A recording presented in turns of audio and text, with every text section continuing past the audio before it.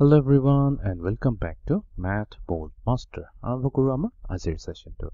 তো আজি আমি Gauss's law ওপৰত কেইটামান প্ৰেক্টিস প্ৰবলেম সলভ কৰিম। তো এইটো হৈছে আমাৰ ফাৰ্স্ট কোৱেশ্চন। তো ইয়াতে কৈছে যে দুটা কনসেন্ট্ৰিক স্ফিয়াৰ দিয়া হৈছে। ঠিক আছে। তো আমি যদি এই x axis, y axis and z axis লওঁ, তাৰ সেন্টাৰটো চালে হ'ল এইটো হৈ গৈছে ইয়াৰ কোঅৰ্ডিনেট এক্সিছৰ সেন্টাৰ O। এতিয়া এই সেন্টাৰটো ইউজ কৰি পেলাই আমি কি কৰিছো দুটা কনসেন্ট্ৰিক স্ফিয়াৰ draw কৰিছো। ঠিক আছে। এটা ফাৰ্স্ট কনসেন্ট্ৰিক স্ফিয়াৰ যোনটো সৰুটো হৈছে তাৰ ৰেডিয়াস দিয়া আছে 1.0 মিটাৰ আৰু যোনটো সেকেন্ড হৈছে তাৰ দিয়া হৈছে 2.0 মিটাৰ। ঠিক আছে। এতিয়া কৈছে যে a spherically symmetric electric field exist in the region। তো ইয়াতে এটা spherically symmetric electric field তাৰ মানে কি বুজিব গলে এনেকা হয়। তো ইয়াতে যদি আমি এজিউম কৰো এটা পজিটিভ চাৰ্জ আছে তো তেনেহলে কি আছে ইলেক্ট্ৰিক ফিল্ডবোৰ এনেকা ইয়াৰ পৰা ৰেডিয়েলি আউটৱাৰ্ডছ ওলাই আছে। এইবোৰ সব হৈছে ইয়াৰ ইলেক্ট্ৰিক ফিল্ড। এতিয়া এটা ফৰ্মুলাটো দিছে ইলেক্ট্ৰিক ফিল্ডৰ যে 1 by pi r cube r cap। এতিয়া নেক্সট কৈছে যে what is the net charge enclosed between the two spheres।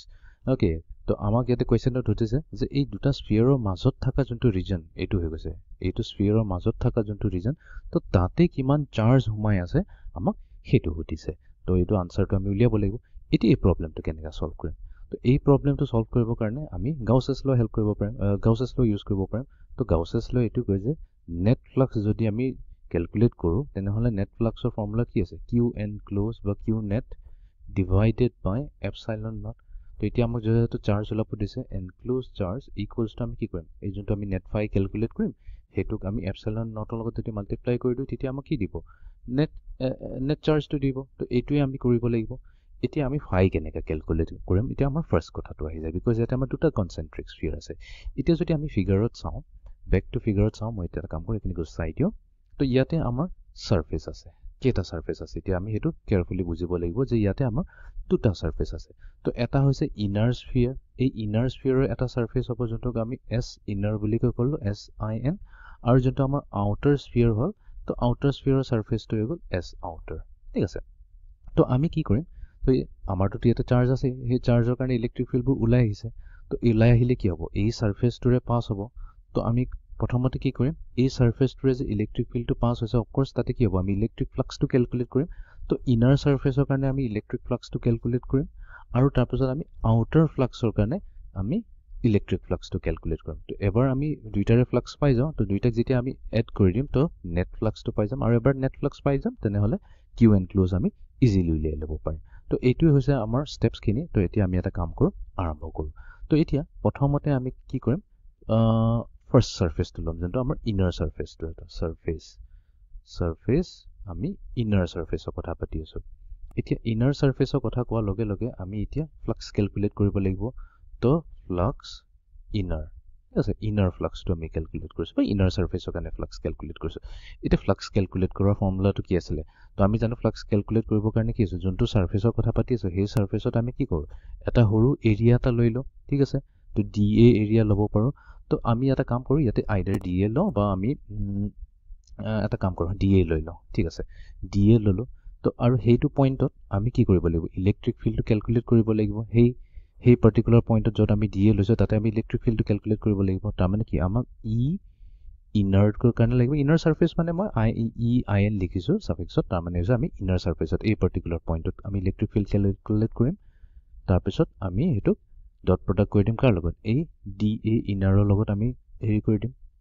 এইটো ইয়াৰ ভেক্টৰৰ লগত আমি কি কৰিম ডট প্ৰডাক্ট কৰি দিম। বাট যেহেতু আমাক গোটেই সাৰফেসৰ লাগে তো গোটেই সাৰফেসৰ কাৰণে আমি কি কৰিব লাগিব এটা ক্লোজ ইন্টিগ্ৰেল ল'ব লাগিব। এইটোটো হৈছে আমাৰ ফ্লাক্স যোনটো Gauss's law বুলি কোৱা হয়। ওকে, এতিয়া আমি আৰম্ভ কৰো ইয়াৰ ক্যালকুলেশনৰ সময়ত আমি ইয়াতে ইলেক্ট্ৰিক ফিল্ডটো আমাৰ অলৰেডি ভ্যালু দিয়া আছে। তো এতিয়া ইলেক্ট্ৰিক ফিল্ড হ'ব তো এইটো হ'ব আমাৰ ক্লোজড ইন্টিগ্ৰেল ইলেক্ট্ৰিক ফিল্ড কি হ'ল ইলেক্ট্ৰিক ফিল্ড দিয়া আছে 1 বাই আমাৰ কি দিয়া আছে চাই লও পাই r cube 1 by pi r cube আৰু ইয়াৰে ইউনিট ভেক্টৰটো হৈছে r কিউব। ঠিক আছে। তো এতিয়া এইটো ডট প্ৰডাক্ট লাগিব কাৰ লগত dA ভেক্টৰৰ লগত। তাৰ মানে এই dA ভেক্টৰ আমি এই dA টো ল'ব লাগিব তাৰ ভেক্টৰটো আমি উলিয়াব লাগিব। এতিয়া কথাটো হৈ যায় ডায়াগ্ৰামটো অলপ কেয়াৰফুলি চাব লাগিব। মইটো dA টো গুচাই দিও এতিয়া। তো এতিয়া আমি জানো এৰিয়া ভেক্টৰ ডাইৰেকশন আইদাৰ এনেকা হ'ব পাৰে বা ভিতৰলৈ হ'ব পাৰে। দুইটা কেছতে যদি চোৱা যায় সদায় সাৰফেসৰ লগত 90 ডিগ্ৰী বনাই আছে ৰাইট এতিয়া এই দুইটাৰে কোনটো কাৰেক্ট হ'ব তো ইয়াতে ডাইৰেক্টলি কৈ নিদিবা কাৰণ কোৱেশ্যনত কৈছে বোলে এইটো এটা স্ফিয়াৰ হয় স্ফিয়াৰৰ সাৰফেসটো আউটৱাৰ্ডছ হয় তো আমি কি কৰিম আউটৱাৰ্ড কাৰণে আমি এইটো লৈ ল'ম নো এইটো কেছত আমি কেয়াৰফুল থাকিব লাগিব বিকজ আমাৰ কোৱেশ্যনটোত কি কৈছে যে এই ভিতৰত থকা তাৰমানে এই ৰিজনৰ ভিতৰত কিমান চাৰ্জ এনক্লোজড আছে আমাক সেইটোহে সুধিছে তো তাৰ মানে আমি ফিগাৰটো অলপ কেয়াৰফুলি চাব লাগিব তো একচুৱেলি আমাৰ অৰিজিনেল ফিগাৰটো এনেকা হয় আমাৰ যোনটো কেলকুলেট কৰিব দিছে আমাৰ তাত এটা আউটাৰ স্ফিয়াৰ আছে যোনটো ৰেডিয়াছ আমাক দিয়া আছে R2 2 মিটাৰ এইটো দিয়া আছে তাৰ পৰা আমি কি কৰিলো এটা 1 মিটাৰৰ এটা স্ফিয়াৰ এটা কাটি আমি পেলাই দিলো ঠিক আছে 1 মিটাৰৰ স্ফিয়াৰ এটা কাটি পেলাই দিলো তো তাৰ মানে কি হৈ গ'ল এইখিনি এটা খালী ৰিজন হৈ গ'ল তো খালী ৰিজন হৈ যোৱাৰ লগে লগে কি হৈ গ'ল এইটোহে এই যোনটো শেপটো থাকিল এটা স্ফিয়াৰ থাকিল স্ফিয়াৰৰ ভিতৰত অলপ খালী স্পেচ থাকিল এইটোহে হৈছে আমাৰ একচুৱেল গছিয়ান সাৰফেস এইটোহে হৈছে আমাৰ একচুৱেল স্ফিয়াৰ ঠিক আছে তো তাৰমানে এইটো খালী হৈ গ'ল যদি খালী হৈ যায় আৰু আমি জানো ক্লোজ সাৰফেসৰ কাৰণে আমাৰ কি হয় এৰিয়া ভেক্টৰ ডাইৰেকশন সদায় আউটৱাৰ্ড হ'ব তো যদি আমি ইনাৰ সাৰফেসৰ কথা কওঁ তেনেহ'লে আমাৰ এৰিয়া ভেক্টৰ ডাইৰেকশন ইনৱাৰ্ড হ'ব আৰু আউটাৰ সাৰফেস যেতিয়া ক্যালকুলেট কৰিম তাৰ এৰিয়া ভেক্টৰ ডাইৰেকশন বাহিৰৰ ফালে থাকিব আউটৱাৰ্ড হৈ থাকিব ঠিক আছে এইটো এটা বহুত ইম্পৰ্টেন্ট ডিস্টিংকশন ইয়াতে আমি মনত ৰাখিব লাগিব তো এইটো হৈ গ'ল DA তো এতিয়া DA টোক আমি কি লিখিব পাৰো DA ম্যাগনিটিউডত লিখিলো সিম্পলি DA আৰু ইয়াতে ইউনিট ভেক্টৰ ডাইৰেকশনটো কি হ'ব যদি আমাৰ ইলেক্ট্ৰিক ফিল্ডৰ ডাইৰেকশনটো আমি ইয়াতে গমে পাইছো ৰেডিয়েলি আউটৱাৰ্ড হৈছে r ক্যাপ এতিয়া এৰিয়া ভেক্টৰ কি হ'ব ইউ ৰেডিয়েলি ইনৱাৰ্ড হ'ব তো হেকাৰণে আমি ইয়াতে কি ল'ব লাগিব -r ক্যাপ ল'ব লাগিব ঠিক আছে -r ক্যাপ ল'ব লাগিব সৰি আৰু এইটো আমি ব্ৰেকেটৰ ভিতৰত ৰাখিলো -r ক্যাপ ঠিক আছে এতিয়া আমি এইটো ক্যালকুলেট কৰিবলৈ চেষ্টা কৰো তো তাৰ মানে আমাৰ এই মাইনাসটো আহি গ'ল বাহিৰত ইন্টিগ্ৰেশন এফালে আছে 1/πr³ ঠিক আছে আৰু এফালে আছে আমাৰ DA এতিয়া r cap dot product with r cap এটোটো কি হ'ব এটোটো সিম্পলি 1 হ'ব এটোটো ডেফিনিশনে হয় ডট প্ৰডাক্টৰ তো r cap ডট rpeg 1 হৈ গ'ল তো এটো নেক্সট কাম হৈছে আমি এই ইন্টিগ্ৰেশনটো ক্যালকুলেট কৰিব লাগিব ঠিক আছে এতিয়া আমাৰ কি কৈছে আমি কোনটো সাৰফেসত কৈছো ইনাৰ সাৰফেসৰ কথা পাতি আছো তো ইনাৰ সাৰফেসৰ কেছত আমাৰ ইলেক্ট্ৰিক ফিল্ডটো এটা কনস্ট্যান্ট আছে তো এইটো আমি বাহিৰলৈ ওলাই আহিলো 1/πr³ ইন্টিগ্ৰেশন DA ঠিক আছে ইন্টিগ্ৰেশন DA এটো কিয় কনস্ট্যান্ট আছে বিকজ আমি কি কৰি আছো প্ৰবলেমটো বুজিব লাগিব আমি এইখিনি পইণ্টত আমি মই কিনে গুছাই দিও এতিয়া মই গুছাই দিও আমাৰ যোনটো এৰিয়াটো লোৱা হৈছে আমি এইখিনিত লৈছো কতবা এৰিয়াটো এইখিনি লৈছো তো মই কৈছো যে এইখিনি পইণ্টত ইলেক্ট্ৰিক ফিল্ডটো কি হ'ব এই ডিসটেন্সটোৱে ক'ব এই পইণ্টত ইলেক্ট্ৰিক ফিল্ড কি হ'ব এতিয়া এই DA টো মই এইখিনিত লওঁ বা মই এইখিনিত লওঁ এই ডিসটেন্স r2 টো সদায় ফিক্সড হয় তো যতেই লওঁ সাৰফেসটো আমি যতেই লওঁ ইলেক্ট্ৰিক ফিল্ডটো এভৰি পইণ্টত সেমই থাকিব তো এক প্ৰকাৰে কি হ'ল ইলেক্ট্ৰিক ফিল্ডটো কনস্ট্যান্ট থাকিব হেকাৰণেটো আমি ইন্টিগ্ৰেশনৰ বাহিৰলৈ ওলাই আহিলো এটো হৈ গ'ল এতিয়া ইন্টিগ্ৰেশন অফ DA এতিয়াটো একেবাৰে সিম্পল ইন্টিগ্ৰেশন হয় এইটো কি হৈছে গোটেই সাৰফেসৰ ইন্টিগ্ৰেশন হৈছে তো তাৰ মানে কি সাৰফেসৰ ইন্টিগ্ৰেশন মানে কি সেই সাৰফেসটো এৰিয়া কিমান হ'ব 4πr² হৈ গ'ল 4πr² তো এতিয়া যদি আমি সিম্পলিফাই কৰো পাই এণ্ড পাই গুচি গ'ল এটা r² নিউমাৰেটৰ বা এটা r² ডিনমিনেটৰ বা তো আমাৰ তাত থাকিল -4/r তো এইটোৱে হৈ গ'ল আমাৰ ইনাৰ ফ্লাক্স ঠিক আছে ইনাৰ সাৰফেসৰ ফ্লাক্স হৈ গ'ল বাট এগেইন আমাৰ ইনাৰ সাৰফেসত পোৱাৰ লগে লগে r ৰ ভ্যালুটো দিয়ে আছিল এইটোটো r ইনাৰ হয় একচুয়ালি ইনাৰ সাৰফেসৰ ৰেডিয়াসটো হয় অলসো r ইনাৰ যোনটো কোৱেশ্যনত দিয়ে আছে ইকুৱেলছ টু হৈছে 1.0 মিটাৰ এটো যদি আমি ইয়াতে সাবস্টিটিউট কৰি দিও তেনে হলে আমাৰ ইনাৰ ফ্লাক্স কিমান হৈ যাব ইনাৰ ফ্লাক্সটো আহি যাব -4 ডিভাইডেড বাই 1 তাৰ মানে -4.0 হৈ যাব আমাৰ ফ্লাক্স ঠিক আছে তো এতিয়া আমি ফ্লাক্সটো পাই গলো ইনাৰ ফ্লাক্সটো আৰু ফ্লাক্সৰ হেৰিটো কি হয় ফ্লাক্সৰ আমাৰ যোনটো SI ইউনিট হয় আমি জানো ফ্লাক্স হৈছে E নিউটন মিটাৰ স্কয়াৰ পাৰ কুলম ওকে তো এই ভ্যালুটো আমি এতিয়া থৈ দিও এটো কাম হৈ গ'ল আমাৰ ইনাৰৰ হৈ গ'ল এতিয়া আমি যাব লাগিব আউটাৰৰ কাৰণে তো আউটাৰৰ কেছত এতিয়া আমি কেনেকা কৰিম আউটাৰৰ কেছত ইমান আমাৰ বেছি প্ৰবলেম নহয় বিকজ আউটাৰ সাৰফেসটোৰ কাৰণে আমি এনেকা কৰিম লেটস সে মই ফিগাৰটো অলপ ভালকৈ আঁকি লওঁ আমাক যেহেতু আউটাৰটোহে লাগে গোটেইখিনি ক্লিন কৰি লওঁ ওকে তো আমাক লাগে আউটাৰ সাৰফেসটো আমি কি কৰিম ইয়াতে সৰু এটা DA এৰিয়া লৈ লম ঠিক আছে এটো হৈ গ'ল আমাৰ DA এৰিয়া তো ইয়াৰ ডাইৰেকশন এবাৰ কি হ'ব ইয়াৰ ডাইৰেকশন আউটৱাৰ্ডছে হ'ব বিকজ এটো হৈ গ'ল আমাৰ আউটাৰ সাৰফেস ঠিক আছে আউটাৰ সাৰফেস তো এটো হৈ গ'ল আমাৰ DA ভেক্টৰ বা এটোক আমি r cap বুলি ক'ব পাৰো DA বুলি নকৈ পেলাই আমাক যেহেতু আমাক ডাইৰেকশনটো লাগে এটো হ'ব r cap Next, again, electric field to current ki charge to yate ase electric field to ki again radially outwards hoy ase. To taman etu direction ote thakibo amar electric field same to same direction ote thakibo. To electric field to r cap direction ote ase. Okay. To etia ami calculate koru amar outer surface o karone. Hetu iman problem nai outer surface. To flux due to outer surface to ki hobo? Integration ami close integration korilu surface of outer surface of koriso. To yate ase E vector. Etu actually outer electric field বুলি কই দিও dot product with dA vector আৰু এটো কোনটো হ'ব outer area to হৈ গল ঠিক আছে এতিয়া আমি ইয়াৰ ভ্যালুটো ইউজ কৰিলো ইন্টিগ্ৰেশন ইলেক্ট্ৰিক ফিল্ড কি হ'ব 1/pi r cube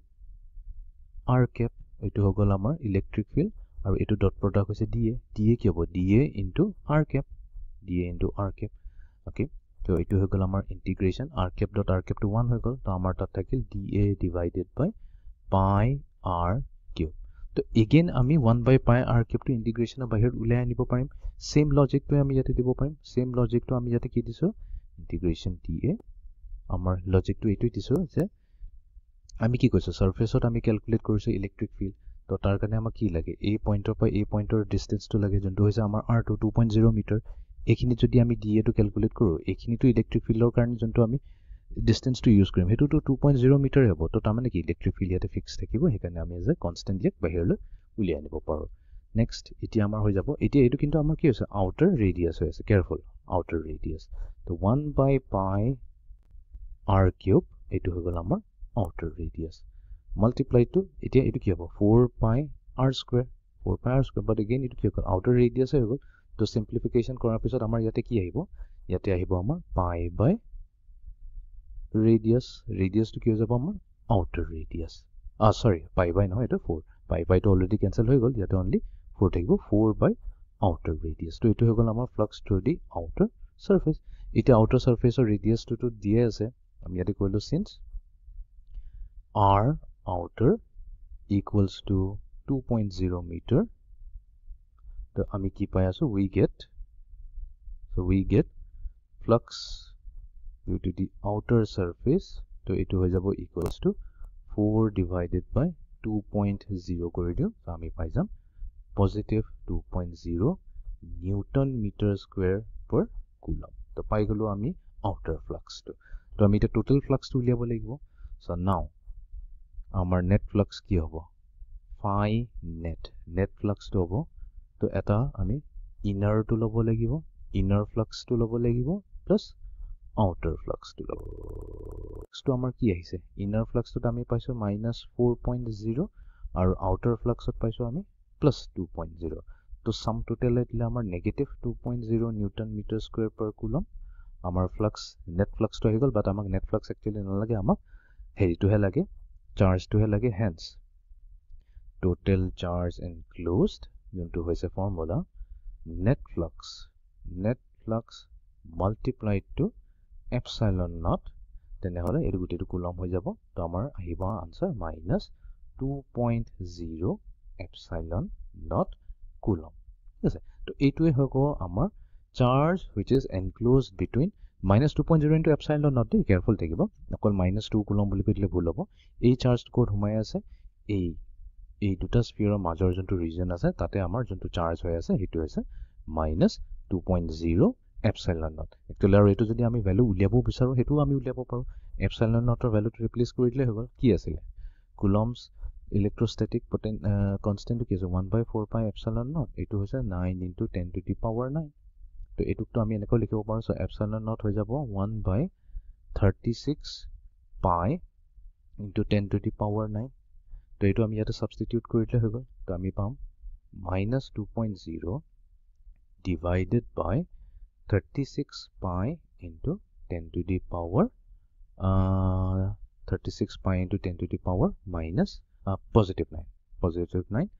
coulomb এটা সিম্পলিফাই কৰিলে হল সিম্পলিফাই কৰিলে জিটো ভ্যালু আহিব হেতু হ'ব আমাৰ চাৰ্জ এনক্লোজড তো ইয়াৰ ভ্যালু আহিব -0.017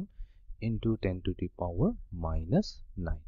coulomb এটা 10 to the power -9 to হৈছে নেনো তো 0.017 nano coulomb হৈ যাব আমাৰ total charge enclosed ঠিক আছে তাৰ মানে এটা নেগেটিভ চাৰ্জ হমাই আছে ক'ত নেগেটিভ চাৰ্জ সোমাই আছে এই দুটা স্ফিয়াৰৰ মাজৰ ৰিজনটো ইয়াতে কিন্তু ইণ্টাৰেষ্টিং প্ৰব্লেম হৈ গ'ল ইয়াতে নেগেটিভ আছে ৱেৰেজ ইয়াতে এটা পজিটিভ আছে সেইকাৰণে ইলেক্ট্ৰিক ফিল্ডবোৰ বাহিৰলৈ ওলাইছে তো ইয়াতে চেণ্টাৰত আছে এটা পজিটিভ চাৰ্জ ৱেৰেজ ইহঁতৰ মাজত আছে কিন্তু এটা নেগেটিভ চাৰ্জ